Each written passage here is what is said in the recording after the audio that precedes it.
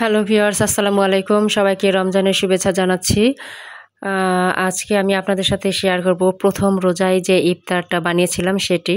কারণ আমি ১ম রোজায় আপনাদের সাথে ইফতারটি শেয়ার করতে পারিনি। কারণ আমার বড় আব্বা মারা যায়। তো আমাকে বাড়ি চলে যেতে হয়। আমি ১ম রোজায় ইফতারগুলো বানিয়েছি, আমার ঠিকমতো খাওয়া হয়নি। তো আজকে আমি সেটা আপনাদের সাথে শেয়ার করব। অলরেডি ৭ টি রোজা চলে গিয়েছে। তো আমি আজকেই সেটা আপনাদের সাথে শেয়ার করে দিচ্ছি। আমি আজকে আমি বানিয়েছিলাম ডালের বড়া, আলুর চপ, বুট রান্না করেছিলাম, বেগুনি রান্না করেছিলাম। তো আমি এখন পেঁয়াজ কেটে নিচ্ছি। আমি বুট রান্না উঠাই দিব, যার জন্য আমি পেঁয়াজটা কেটে রেডি করছি। তারপর আমি একে একে সবগুলো প্রসেস করে নেব। তো একদিকে আমি বুট উঠাই দিব, আরেকদিকে আমি আলু সিদ্ধ দেব। তো আমার মোটামুটি পেঁয়াজ কাটা, মরিচ কাটা সব কিছু শেষ হলে আমি বুট উঠাই দিব। তো আমার আসলে মনটা ওইদিন খুবই খারাপ ছিল আমার বাবা মারা যাওয়ার কারণে। তো আজকে আমি শেয়ার করছি। তো এই যে আমি বুট রান্না করা উঠিয়ে দিয়েছি। সব কিছু দিয়ে আমি নেড়েচেড়ে আমি পানি ঢেলে দিব। এক পাশে বুট দিব, আরেক পাশে আমি আলু সিদ্ধ দিয়েছি। আলু সিদ্ধটা হয়ে গেলে আমি আলুর ভর্তা বানাবো। প্রায় আলু সিদ্ধ হয়ে এসেছে। তো আমি ওইদিকে আরেকটু আলু সিদ্ধ হতে হতে আমি ডালটা ব্লেন্ড করে নিচ্ছি। ডালের বড়া করব, যার জন্য আমি ডালটা ব্লেন্ড করে নিয়ে আমি ডালের বড়া বানাবো সব কিছু মিক্সড করে। তো আমি পানি দিয়েছি, ডাল যখন ব্লেন্ড করতে আমি গিয়েছি পুরা পাতলা হয়ে গিয়েছিল, পানি পানি হয়ে গেছে। মানে পানি পানি বলতে একটু মানে বেশি ঘন করা দরকার ছিল, সেটা পাতলা হয়ে গিয়েছে পানি দেওয়ার কারণে। তো আমি সেটাতে পরে বেসন মেখে নিয়েছি। বেসন মেখে নিয়ে আমি একটু শক্ত করেছি। তো আমার ব্লেন্ড করা শেষ। আমি এখন বেগুনটা কেটে রেডি করে নিব। আমার বেগুন কাটা হয়ে গেলে আমি সব কিছু একটা একটা করে ভাজা শুরু করে দেব। আমার বুট রান্না হয়ে গেলে বুটের ডালটা আমি বুটটা আমি ঢালিয়ে নিব। ঢেলে নিয়ে আমি ওখানেই আমি তেলে রান্না করব। তো আমি বেগুনটা কেটে নিচ্ছি। আমি আসলে লম্বা বেগুন ছিল না, যে গোল বেগুন ছিল, যার জন্য আমি বেগুনটা মাঝখানে কেটে নিয়ে একটা পাশ শুধু আমি নিয়েছি। তো আমরা লোকসংখ্যা কম ছিলাম, যার জন্য একটা পাশই আমাদের যথেষ্ট। আমরা বাকিটা রেখে দিয়েছি। আমার আলু সিদ্ধ শেষ, আলু ভর্তা আমি করছি এখন। আলু ভর্তাটা হয়ে গেলে গোল গোল করা হয়ে গেলে আমি তারপরে সেটা বেসনে দিয়ে ভাজবো। তো আমার সবগুলো মোটামুটি হয়ে গিয়েছে। হ্যাঁ, আলু অনেক গরম ছিল, যার জন্য আমার একটু করতে কষ্ট হচ্ছে। তো আমি এখন গোল গোল করে নিচ্ছি, এগুলো গোল গোল করে বড়ার মতো করে চ্যাপ্টা করে নিচ্ছি। তো এগুলো হয়ে গেলে আমি একটা একটা করে ভাজা শুরু করে দিব। আমার কাজের প্রায় শেষের দিকে। তো এখন শুধু আমি ভাজবো আর উঠাবো। এদিকে সময় চলে যাচ্ছে, ইফতারের টাইমে চলে যাচ্ছে। তেল গরম করতে দিয়েছিলাম আগেই। তো এখন আমি বড়াটা ভেজে নিচ্ছি, ডালের বড়া। যদিও পাতলা হয়েছিল, ভেবেছিলাম কেমন হবে না হবে, তো মোটামুটি ভালোই হয়েছে, শক্ত হয়েছে বেসন দেওয়ার কারণে। তো আমি বড়াটা ভাজা শুরু করে দিলাম। বড়া হয়ে গেলে একে একে সবগুলো আমি ভাজাগুলো করে নিব।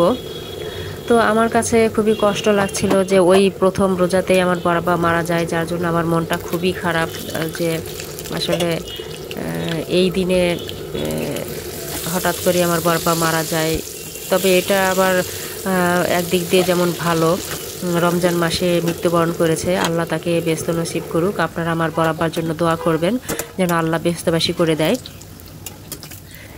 এই দিনে মানে মৃত্যুবরণ করা আসলে সৌভাগ্যর বিষয়। সারা রমজান উনি কবরে থাকবেন, সুন্দরভাবে থাকবেন, আল্লাহ ওনাকে হেফাজতে রাখবেন। তো যাই হোক, এই আর কি, মন খারাপ ছিল, কিছুই করতে পারিনি। তো এখন আমি আস্তে আস্তে সবগুলো করে নিচ্ছি। এই যে বেগুনিটা ভেজে নিচ্ছি। এখন আমি বেগুনিটা ভেজে নেব। পেঁয়াজি আমার মানে যে ডালের বড়াটা সেটা হয়ে গেছে। আর এটা হচ্ছে বেগুনি। বেগুনটাতে আসলে পাতলা বেসন হয়ে গিয়েছে, যার জন্য শুধু বেগুনে বেসন ওভাবে ধরেনি, পাতলা হয়েছে। তো আমি ওভাবেই, আমরা বাসায় নিজেরা খাবো, অত বেশি গুরুত্ব দেইনি। যেমন মনে তেমন হোক করেছি শুধু। তো যাই হোক, এইগুলোই আমি করেছি বেগুনি টেগুনি দিয়ে, বেসন দিয়ে যতটুকু হয়েছে আর এগুলোই করেছি। তো আমার বেগুনিও প্রায় মোটামুটি ভাজা শেষের দিকে শেষ হয়ে এসেছে। দেখতেই পাচ্ছেন ব্রাউন কালার হয়ে গিয়েছে। আমি এখন উঠিয়ে ফেলবো।